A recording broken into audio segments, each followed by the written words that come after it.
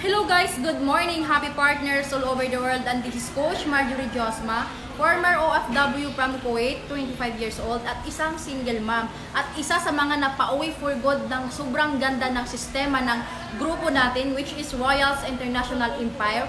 Isa sa mga full-timer na ginagawa ko yung negosyo at ngayon guys, so sobrang ganda po talaga ng background ko. So nakita nyo po yan, natural po talaga yan kasi andito po kami ngayon ng buong grupo na nandito po sa exclusive na resort sa Pansol dito sa Calamba, Laguna. So ginawa ko po itong video na to dahil gusto kitang i-inspire, lalo na sa mga kagaya kong OFWs. Kung mapanood mo tong video na to, alam kong mas marirelate mo rin po ito. So, grabe lang guys, dahil bilang isang OFW, alam naman po natin na hindi ganun kadali yung pagiging OFW, lalo na pinakaunang sakripisyo po natin is yung iiwan natin yung mga mahal natin sa buhay para mabigyan ng magandang kinabukasan. So, i-share ko lang po sa inyo guys kung paano ko po napabilis ang pag-uwi yung sarili ko for good dito sa dahil dito sa negosyo natin, which is empowered consumerism.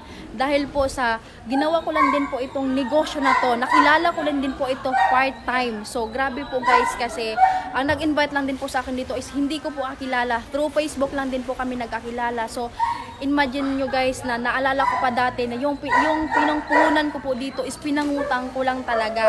Pinangutang ko patubo pa, kulang pa sa sahod ko yung tubo dito. Pero grabe guys, sobrang na-miss lang po talaga ako kasi alam naman po natin na lalo sa mga kagaya kong OFWs, yung iba, alam ng iba na hindi rin ganun kadali yung pinagdaanan ko doon, na hampas ng hanger, na tawag nito na manyak din ng amo, na kahit anong gawin mo bawal yung cellphone. Pero grabe, ito na yung sinabi ko sa sarili ko na kung gusto ko talaga may magbago sa sitwasyon na meron ako, yun lang talaga yung ginawa ko. Mas lalo ko nilakasan yung loob ko, mas lalo kong tinapangan ko yung desisyon ko para mas makabilis ang pag-uwi ko for good. So isa po ako naglakas ng loob na ginawa tong opportunity na to, yung empowered consumerism, habang nasa ibang bansa po ako.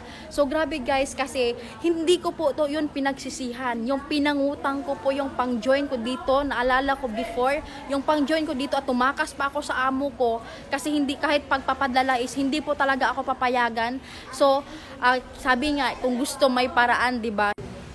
I-share ko naman po sa iyo kung paano ko mas napabilis ang pag-uwi ko for good, na paano ko siya ginawa na habang nasa ibang bansa ako, na bakit ako kumita ng malaki habang nandyan ako sa ibang bansa. At ang kagandahan pa po kasi nag-ano lang din naman po ako, naglakas ng loob lang din naman po ako na nakilala ko lang din naman po yung taong nag-invite po sa akin through Facebook lang din po, or napresentahan lang din po ako dito sa negosyo na to is through Facebook lang din po. So sobrang ganda po talaga kasi marami din namang alam ko naman na hindi ganun kadali talaga yung pagiging isang OFW, lalo na kung OFW ka makapanood ng video na to, kasi dumaan din talaga ako sa na hinampas ako ng hangir ng amo ko, minanyak ako, bawal yung cellphone, yung kain sa katatlong beses na ginagawa natin dito sa Pilipinas, isang beses na lang. Pero yun yung isa sa mga ginawa kong motivation na bakit mas lalo akong naglakas na loob na kahit wala akong experience sa ganitong negosyo na to. Kasi imagine nyo guys, 20 years old po akong nakipagsapalaran sa ibang bansa para lang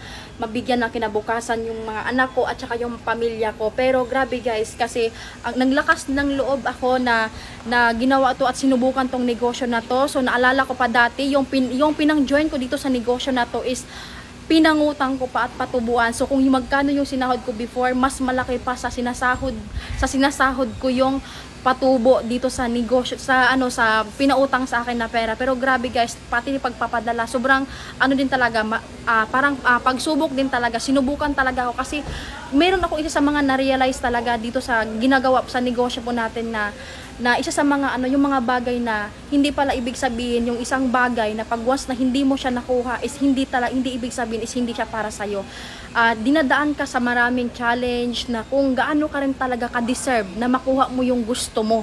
So isa yan sa mga kasi dahil sa pangutang ko na yon, sa sobrang naganda po nangyari is nagkaroon po ako ng savings na 203,927, just 2 months lang po yan, kasi last September po is kumita po ako ng 100,000 plus. Grabe guys. So imagine niyo guys, yung kumita po ako ng ganyan. So sa ibang bansa, times 5 ko pong kinikita dito sa negosyo. Ang kagandahan po kasi nai-enjoy ko siya at nagkaroon ng time freedom. Kasi bilang isang OFW na alam ko na isa sa pinapangarap ng mga kagaya kong OFW na magkaroon po talaga ng time freedom. Na hindi po na tawag nito yung lagi na lang hawak yung oras ng amo. Grabe kasi imagine niyo guys na dati pangarap ko lang din naman to. Dati lang naman ano lang naman yung pangarap ko dati. Ang gusto ko lang naman dati is kumita dito sa negosyo na to na 20,000 per month kasi yun yung sinasahod ko sa ibang bansa. So ang kagandahan po kasi dito ako sa Pilipinas, pero grabe pala magbigay si God ng blessing pag once na sineryoso mo talaga, lalo sa empowered consumerism, mas lalo mong sineryoso at ginawa mo lang talaga ng ginawa mo talaga yung sistema ng grupo natin. Grabe guys, sobrang ganda po talaga ang buhay na nag-aantay sa'yo dito.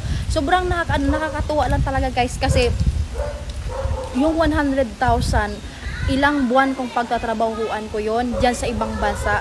Ilang buwan ko pong ilang puyat, pagod, pagmumura ng amo ko yung aabutin ko para lang makuha ko tong ganitong result. Kasi akala ko naman yung parang ko dati kasi feeling lang natin before dati na parang feeling ko lang dati na tawag nito nakakulong parang hanggang doon na lang, hindi pala. Tayo lang din pala naglilimit sa sarili natin kasi alam nyo guys, lalo na tayong mga OFW, mga kapwa OFWs na deserve natin yung magandang buhay. Kagaya po nito na magkaroon ng time freedom, na lalo na kasama ko yung team ko na parang pamilya ko na rin po.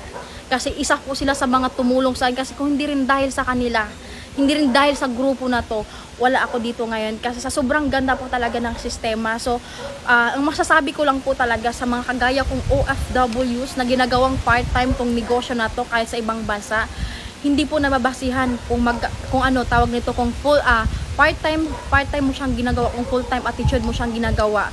Walang imposible na habang nandiyan ka sa ibang bansa, kikita ka ng malaki. Kasi wala tawag marami na pong nakagawa na kumikita ng malaki habang nasa ibang bansa. So, ang kagandahan lang po talaga kasi kung sa part-time before kasi na kumita po ako ng 6-figure habang nandiyan sa ibang bansa. So, paano na lang pag once na full time ko na. Kaya yun ang nangyari po talaga na hindi ko talaga hindi ko talaga akalain. Iba talaga magbigay ng magandang buhay sa empowered consumerism kasi kakaroon ka ng time freedom, na kumikita ka ng malaki.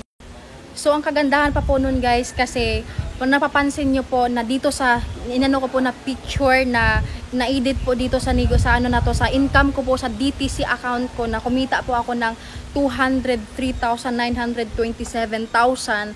So meron po dyan sa baba na nakalagay po dyan na may mga travel 37 travel GC. So guys, pwede na po pala ako makapag-travel sa ibang bansa, sa Korea. Pipili po ako dyan kung ano yung bansa, pinakaunang bansa na pupuntahan ko para tawag na pupunta sa ibang bansa para makisaya, ayun, magpasyal, mamasyal na hindi mo kailangan magtrabaho. Grabe guys, sobrang sobrang ganda po talaga ang buhay. Nag-aantay sa'yo dito pag once na ginawa mo tong negosyo na to at once na mas lalo mong sineryoso tong negosyo na to. Kasi lang naman ako dati, sumubok lang din naman. Kasi kung ikaw yung isa sa mga naimbitahan dito sa negosyo na to, bilisan mo lang. Balikan mo sino yung nag-invite sa'yo. Kasi, mag-decide ka, mag-join ka na. Kasi, iba talaga pag once na nag-decide ka, tapangan mo lang yung decision mo. Kasi kung ano yung tapang natin na pumunta sa ibang bansa, dapat yun din yung lakas ng loob na sumusubo ka sa mga ganitong opportunity. Kasi, kung alam mo makapagpababago, kung ano yung merong sitwasyon ka ngayon, gawin mo siya. Kasi, iba ang nag-aantay sa'yo dito sa negosyo na to, sa empowered consumerism. Kasi guys, mas masarap na kumikita na nag-i-enjoy mo yung time freedom. Kasi deserve natin yung magandang buhay, lalo na sa mga kapwa ko OFWs na alam kong nahihirapan na talaga yung iba.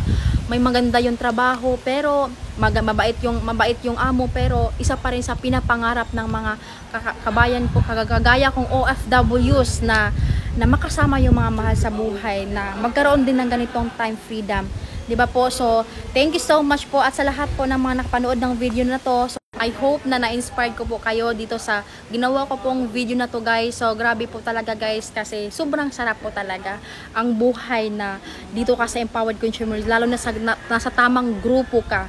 Kaya mas lalo mong seryosohin habang nandyan ka sa ibang bansa at para mas para ikaw naman yung next na makauwi for good at makakasama namin dito sa Pilipinas. So grabe po talaga. So grabe guys, so ang ganda po talaga dito yung view. Yan. So exclusive po. Kami lang po talaga dito. Yung sa team lang po natin. Yan. Grabe guys, nag-i-enjoy ka, na kumikita ka pa. So grabe, asan ka pa nun, 'di ba? So grabe talaga guys. Kaya ikaw naman yung next, wag na wag kang papayag na habang panahon kang papakinabangan ng amo mo. Kasi kung nagawa ko, magagawa mo rin. 'Di ba? At syempre po, nagpapasalamat din po ako sa lahat ng mga mentors ko, sa mga coaches na nag-guide po sa akin dito, sumusuporta na habang nasa ibang bansa ko at yung until sa nakauwi ako for good at hanggang ngayon po na nakasama ko po sila dito ngayon, dito sa pag-i-enjoy na to. So grabe po talaga guys. So sobrang ganda na po talaga yung nangyayari sa panahon ngayon kasi kahit sa Facebook lang, kaya mong kumita ng mas malaki pa sa sinasahod mo. Kailangan mo lang subukan, magtiwala at maglakas ng loob. So kasi kung nakaya ko, kayang-kaya mo rin. Kaya ikaw naman ang next na makakauwi for good at deserve mo rin ang magandang buhay na nag-aantay dito sa Empowered Consumerism. So ayun po, so thank you so much po sa lahat na makapanood ng video na to at kung na-inspired ka, grabe, mas lalo mo lang talagang seryosohin kasi sobrang sarap at abangan din po yung mas magaganda pa pong mangyayari dito sa Empowered Consumerism kasi grabe talaga guys ang buhay na nag-aantay sa'yo dito, nagkakaroon ka ng time freedom na kumikita ka at makakasama mo yung mga mahal mo sa buhay. So thank you so much po and happy networking, more power and God bless.